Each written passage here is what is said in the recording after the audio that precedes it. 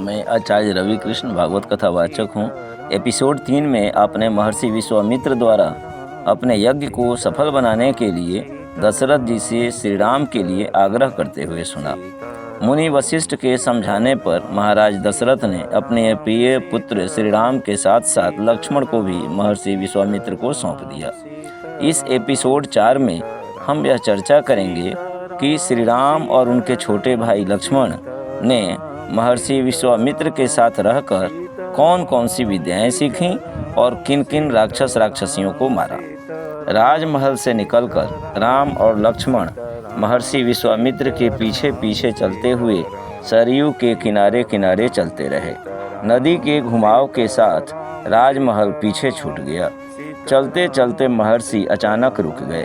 महर्षि ने पीछे मुड़ते हुए कहा, हम आज रात नदी तट पर ही विश्राम करेंगे।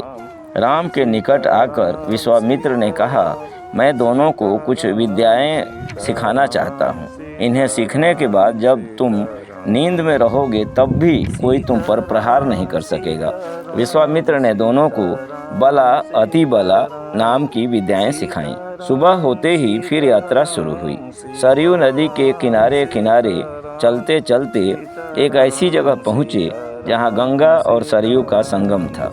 आगे की यात्रा बड़ी कठिन थी। पहले उन्हें नदी पार करनी थी, किंतु रात में नदी पार करना ठीक नहीं लगा। संगम पर बने एक आश्रम में तीनों रुक गए। अगली सुबह उन्होंने नाव से गंगा पार की। नदी पार घना जंगल था। जंगल के हर तरफ से जानवरों की दहाड़, झिंगुरों की आवाज़ और कर्कश ध्वनियाँ आ रही थीं।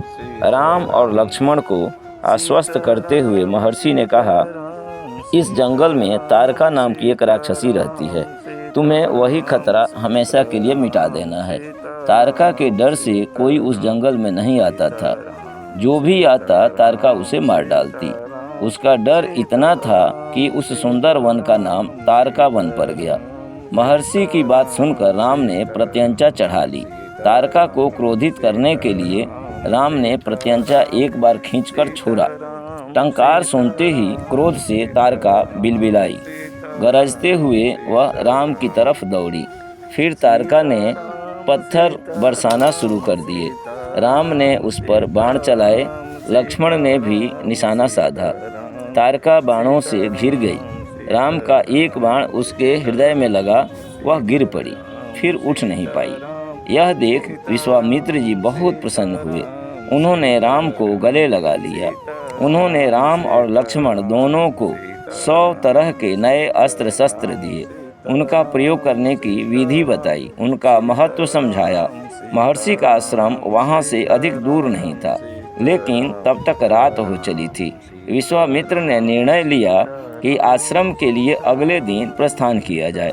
तारका मर चुकी थी। अब जंगल में रुकने का कोई डर नहीं था। महर्षि विश्वामित्र, राम और लक्ष्मण तीनों ने रात वहीं बिताई। बोलिए जय जय श्री राम।